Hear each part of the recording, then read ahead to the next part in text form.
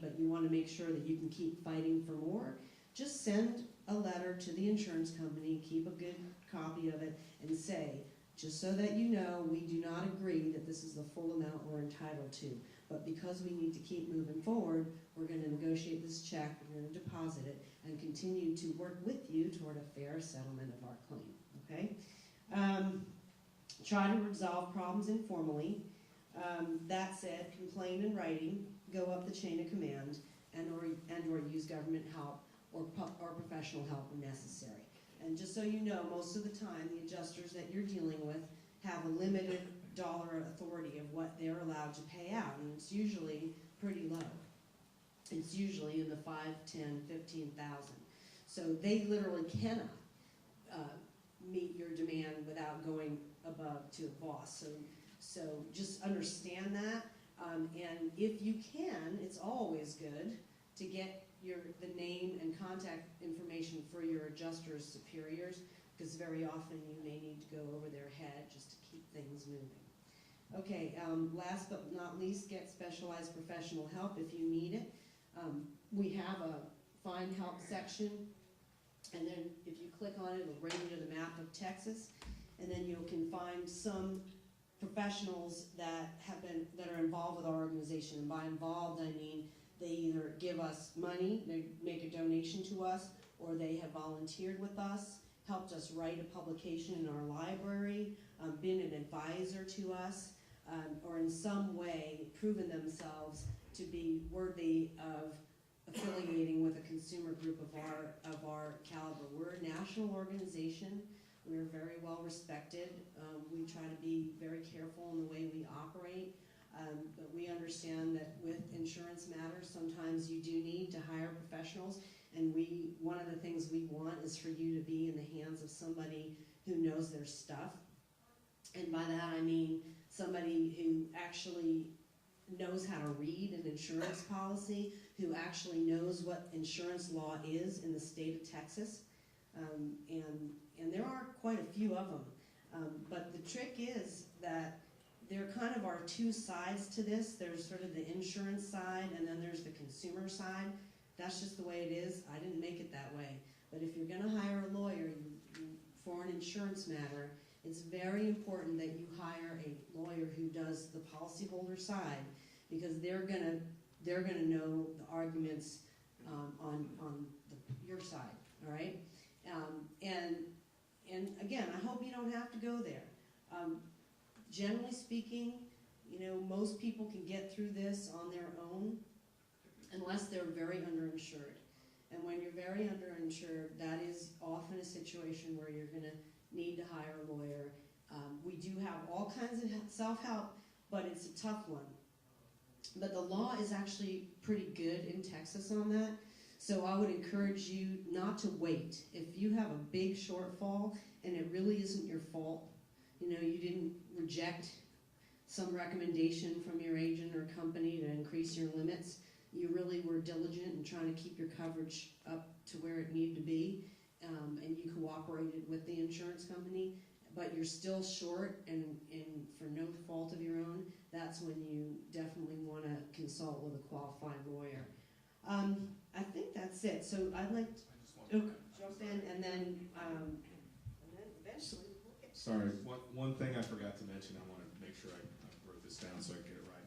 There's companies have to respond to you under certain time frames when you file a claim with them.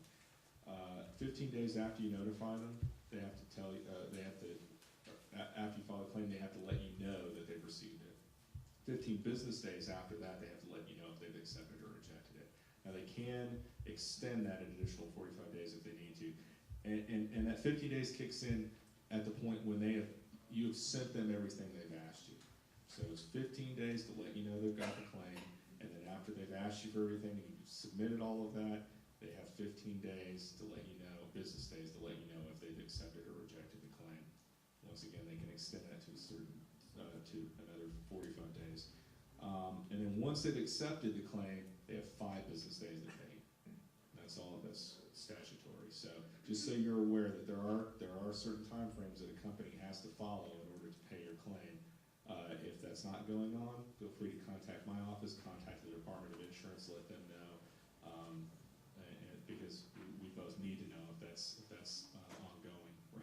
I forgot to mention that one was up here. I just wanted to let you guys know that that is important, that you do know that you do have a right to get this information within a certain time frame. Thank you. Okay, can we open the floor up to questions? Any questions? There are no bad questions. I have a couple questions. One, when you say in writing, would that also include email? I think email is just fine, as long as you keep a copy yourself. You know, there's always the danger that an email gets caught in a spam filter.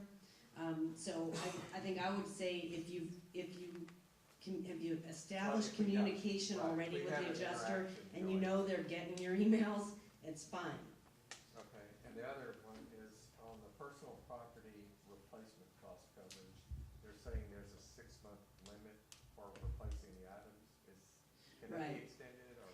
Absolutely. So the 180-day limit to replace property to recover full RC replacement cost is very common, and particularly we see it in a lot of Allstate policies and a lot of other policies. And we've been involved. In fact, United Policyholders is pushing for laws all across the country to give people extensions of that automatically after a disaster. But regardless, in our view, getting a deadline extension can almost easily be done. I hate to say easy because nothing is ever always easy, but you request it in writing, and then if they won't, I think that's something that TDI can help with. I know that in other states that we've worked, in Colorado, California, Florida, that's one area where the State Department will really jump in, is to get you an extension, because usually the insurance company is going to give it. They want to try. You know, and the thing about complaining to TDI, a lot of people think, I'm not going to complain because then my insurance company is going to be mad at me, and then they're going to give me a harder time. And it's actually the opposite, because they really don't like getting a letter from TDI. They want TDI to love them, because they want TDI to approve their rate increases. So complaining can be very effective. Yeah, I thought that there was some kind of a rule that when an area has been declared a natural disaster, that 180-day automatically gets extended. No, I mean, in some states it is, like we have, in states where we have been able to get laws passed, but it's usually after there's been a major disaster. So like in Louisiana, we've gotten some stuff done, and California and Arizona. But here, as far as I know, the 180-day. Yeah, that's something. I'd be honest with you, that's something. Yeah, I'm almost positive, but we will check. We will check. But that anytime that you want an extension, you just have to ask for it and give a good reason in writing. And then if you don't get an answer, you follow it up. And again, this paper trail is pretty important. You know, most of us are not used to being, writing everything down and who said what. And, people like to think a handshake is good and your word is good. But in this arena, the more you do in writing, the better you will be. What about the additional living expenses? Someone told me that the amount that's on my declarations page is automatically, this was not an insurance person telling me this, Okay. automatically doubled because this is a disaster. No, that I have not heard. Not heard that? And then No, what about, no, is no. the time extended that they will pay? Again, I don't know of any statutes in Texas. And That's contractual in Yeah. your policy, what your additional living expenses are.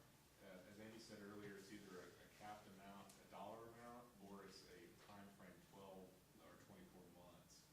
I don't know of anything that extends that because of a disaster. no. Now, I will say this: if you run up against a 12-month limit, that would be you'd ask for an extension.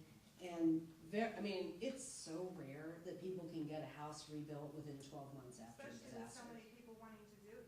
It's really hard. Just getting the lots cleared and getting all the environmental issues sorted out and everything else. So that's where, don't wait until month 11 to ask for that extension, right? Don't wait until right before the anniversary. And also, if you have a dollar cap on your ALE, which most people do, You know, yes, you're entitled to maintain your standard of living, so if you had a 3-bedroom, you can rent a 3-bedroom, but just be a little bit mindful so that you don't run out, you know, be mindful of your expenses and just, you know, budget a little bit, because it is limited. Yes? Is that limited till you move into another permanent place, or till the ALE is completed? It should be that you can be reimbursed for your additional living expenses until you have been able to move back in and no longer have lost the use of your home. I mean, the idea is, sometimes it's called loss of use. This type of coverage, loss of use, additional living expense, or temporary. And again, it's supposed to be, I've lost the use of my home, so I need, you know, and the items that you can recover, it's not just temporary rent.